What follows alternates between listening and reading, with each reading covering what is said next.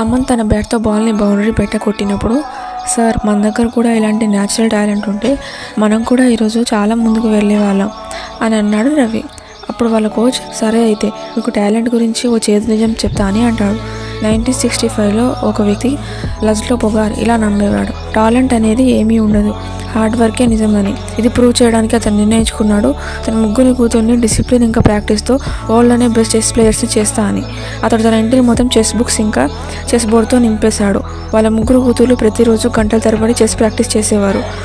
ఇంకా వాళ్ళు పెద్ద పెద్ద టోర్నమెంట్లో ఆడేవాళ్ళు. తన ముగ్గురు కూతుర్లలో పెద్ద కూతురు సుజాన్ 4 ఏళ్ల వయసులోనే చెస్ ఆడడం మొదలుపెట్టి 6 నెలలని అడల్ట్స్ కూడా చెస్లో ఓడించేది. తన రెండో కూతురు సోఫియా 14 ఇయర్స్ ఏజ్లోనే వరల్డ్ ఛాంపియన్, ఇంకా కొన్ని ఇయర్స్ తర్వాత గ్రాండ్ మాస్టర్ కూడా అయ్యింది. కానీ అందరికంటే చిన్న కూతురు అద్భుతమే చేసి చూపించింది. తన 12 ఇయర్స్ వయసులోనే ఆల్ టైమ్ టాప్ 100 ప్లేయర్స్ లిస్ట్లో వచ్చింది. ఇంకా తన 15 ఇయర్స్ ఏజ్లో వరల్డ్లోనే యంగెస్ట్ గ్రాండ్ మాస్టర్ అయ్యింది. కాబట్టి మీరు హార్డ్ వర్క్తో చాలా టాలెంటెడ్గా అవ్వచ్చు.